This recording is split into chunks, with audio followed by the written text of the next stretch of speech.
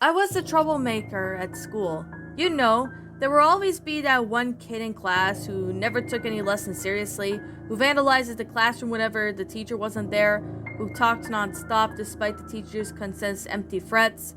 Well, that was me. I was very familiar with the principal by third grade, whom I visited in the average of 9 times per school week. My grades were low, as to be expected, but back then I didn't care. When I say back then, I'm referring to my elementary school years, which they were from 1997 to 2000. That was also where my story begins. I remember my third grade teacher, Miss Darvin, who had recently suffered a divorce, and I took the advantage of it at any moment I could. I would fail the test, and she would give me sympathy points. I would throw an eraser at one of the girls, and she would dismiss as soft, "Stop, please." I recall with the disdain from my fourth grade teacher, Mr. Garrett, who would lower my grades by 10% every time I answered the question incorrectly in class. And then there was Miss Valerie, my fifth grade teacher. Miss Valerie was different from the other teachers. Whereas that everyone else, as me as a lost cause, she would look up upon me in favor of affection. She could meet me after class and review the material with me until she had made sure I understood, and she tutored me on weekends. She motivated me to actually get to work as done. As you probably would have already guessed, my parents were rarely there for me, and she quickly became a mother figure. I just wish I'd shown it. If anything, I was more to one of the students, Miss Valerie, than to Darvin or Garrett. I just needed the attention more than anything. I think that deep down, she knew even though I was talked out loud during class, I was even refused to turn in my assignments, as I even took 15 minutes bathroom trips every day. I've always felt guilty every time she reluctantly sent me down to the principal's office for detention, even though I wasn't really conclusions on it. And then that all changed. I think most of you should probably know what I'm talking about. Well, I hated those 20-year-old education films. You know, like healthy eating, drug prevention campaigns, and social drop school dropped on us for about one month out of the year. Remember DARE? Yeah, that stuff.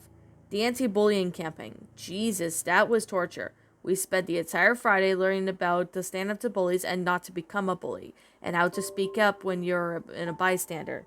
And of course, I never really paid that much attention to it, but they all consist of grainy, low-quality scenes of people who were clearly on drugs, just talking about the problem with bullies in school. They all had their cheesy titles too. Don't stand by for bullying, take bullying by the horns. I fell asleep each time I listened to them. I clearly remember that March afternoon when Miss Valerie showed us a video simply titled The Zebra. She inserted the tape into the VCR and told us that we should pay attention because this message was very important. And she dimmed the lights and flipped on the TV. I wasn't awake for most of it, but what I did see was a bit of confusion. It started with a cartoon scene in Africa, with the sequence and no title sequence or anything, just a poorly drawn zebra moved into view, coming across a pack of lions who were attacking the antelope. That's when I saw before I rolled my eyes at the back of my chair and fell asleep. I was awakened by the voice of Miss Valerie saying, "And that's why you shouldn't be a zebra." Any questions? No one had any, but from what I did hear at lunch day, nobody really fully understood. Apparently the zebra was supposed to represent a bystander and the lions were bullies and the antelope was the victim. The plot of it was just the zebra watched as the lions devoured the antelope, but didn't speak up to stop it. I couldn't have cared less about the message, but as the day went on, I became worried. Kids were dancing around the halls, singing happily, "We're not zebras, we're not zebras." And then I threw the eraser at the girls, but they didn't react. It would hit their faces and would bounce off of the slap, and just remained unflinching, and still singing, "We're not zebras," happily, as if it was just strange, to say the least. Before I left school, I met up with Miss Valerie at the usual reviewing session. As I sat down at the front of the desk, she asked me why I hadn't been watching the film. My answer was I didn't care. Upon seeing this, she sighed heavily. "You know, Luke," she said, "I was once a lot like you. I would constantly cause trouble in class and would even bully other students. That was when it wasn't a criminal to be one," I thought. I often picked up on this one. Very emotionally fragile little girl. I was the meanest, said the meanest things to her, and awful things. I laughed as I watched her cry, and she even stayed home from school for weeks at a time. One day I got a call from the student that I had been harassing, had basically jumped out of the window. I was too young to understand the gravity of this admission. That was the moment that made me realize the path I had chosen was wrong and hurtful. It turned out that she had left me a gift in the video. She held a copy of The Zebra. I never understood why, but she kept showing me and changing that would make her proud. And I would say the same to you today.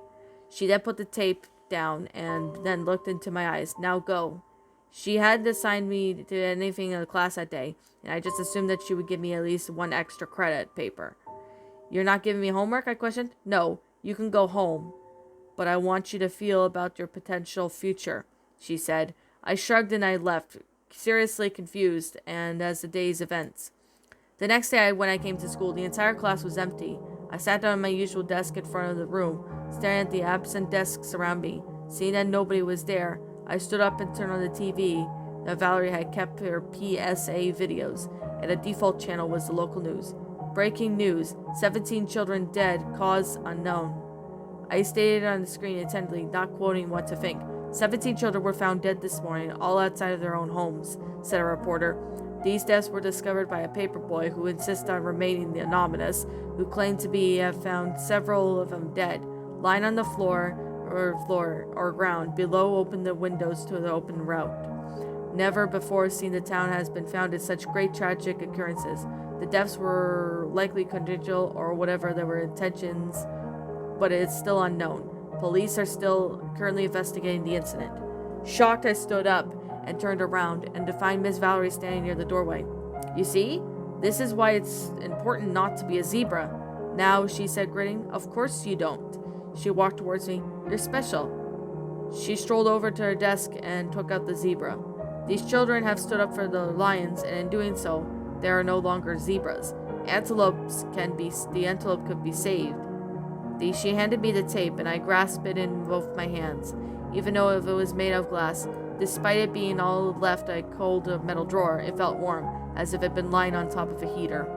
But there was something else strange about it. I couldn't put my finger on it.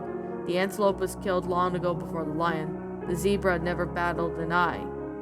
But now both the lion and the zebras have a chance to redeem themselves, and the antelope, she had chosen me to spread the message of this video.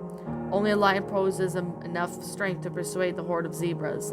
Now it's your turn. Before I could speak, Miss Valerie unsheaths a knife from her pocket and of course, she swiped it and falling over her desk. I'll never screamed as loud as I did that day. In minutes, the police stormed in the classroom looking for Miss Valerie, and they found me crying next to her lifeless body, still clutching the tape.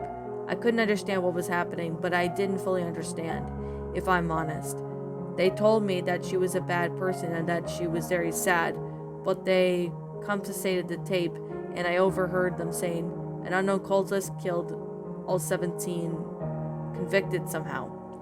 After they calmed me down, I remember holding the tape and saying that I want it back after they were done with it. Apparently, that's not how it actually happened.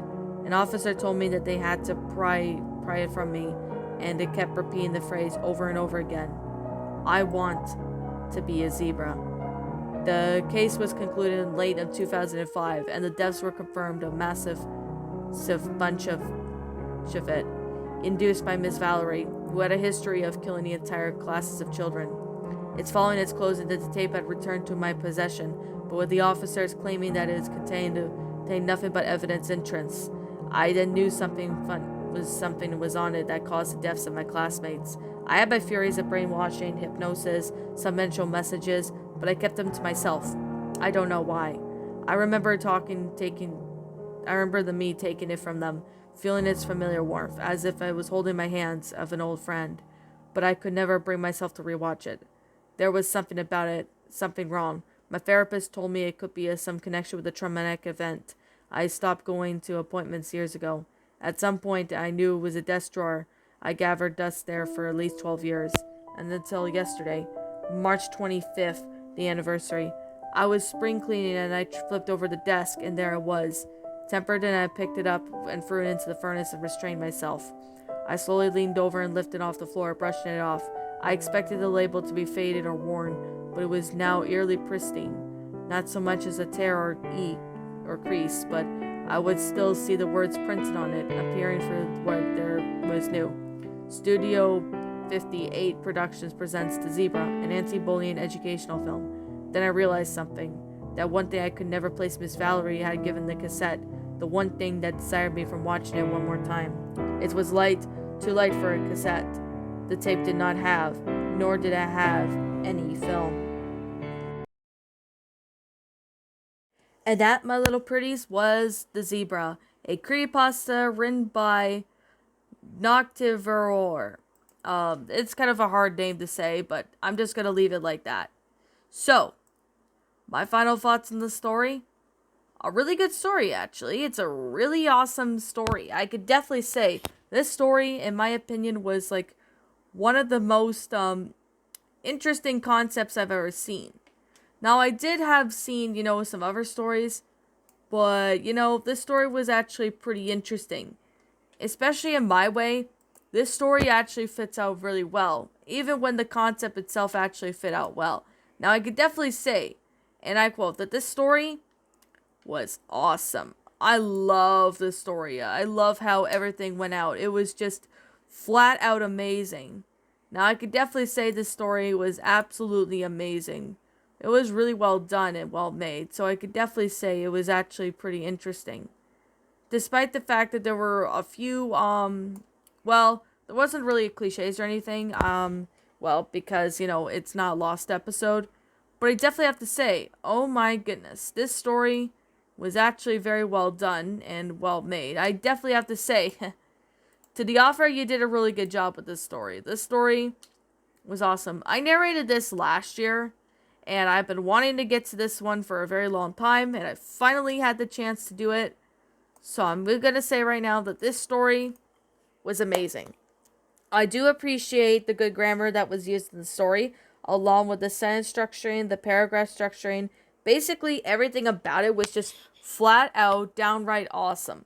Even the detailing of it was just really something. Now, it's basically about somebody who doesn't really care about, school or anything like that.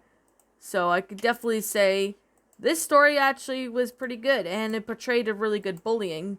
Yeah, even though this story actually fits out well.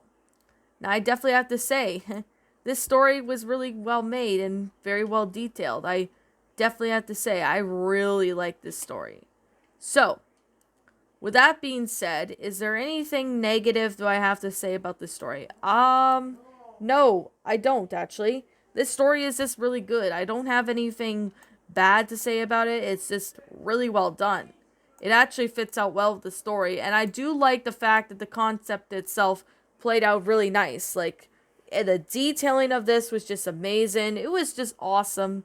Like, to the author, you did a great job with this story. If you ever do make more stories like this, that would be awesome, because I really like this story. This story was amazing. You did very well done. I really do wish the better future for you to make more stories. And, keep up with the good work, and you'll be a good, successful writer, which you are today. So, like I'm going to say right now, I'm just going to keep this review short because, it's, like, a short review because the story wasn't really long. But yeah, I do like the fact that, the story was very well written. That's a good positive. So, with that being said, like I'm going to say right now, and like I always continue to say, this is simply my own personal opinion, and if you disagree with me, that's fine too. We're all entitled to our own opinions regards to these creepypastas, and this is simply my own personal thoughts. My final rating of this story is 10 out of 10. Great story, great concept, great everything. I really do appreciate that the grammar and all that was pretty good. So that's definitely really good. So I could definitely say, hey, right now that this story was actually pretty amazing. I really do like the fact that it was displayed, and I do feel bad for the protagonist for, for all the stuff that he had went through. But you know what? The story actually was pretty good, well done, well made. Really do enjoy this story. And would I read this again? Yep, I could definitely read this again. This story was amazing. So to the author, great job with the story. I really do appreciate the good grammar and stuff that was in it. Awesome job, author. I really am so impressed that you did a really good job with the story. So, anyways, what did you guys think about this creepypasta? Did you all enjoy it? Did you not? Also, what we have done personally to help make this story a lot better? Leave me know what your thoughts are down in the comment section down below. I'm the Queen of Lions. Thank you so much for watching today's episode. If you happen to be brand new here on this channel, be sure to like, comment, subscribe because I make brand new videos every single day. Don't forget to ring the notification bell to when I upload so then you guys will not miss an upload. And as always, please roll the outro because I'm out of here. And I'll be catching you all in the next video. So peace out and I'll see you later, everyone.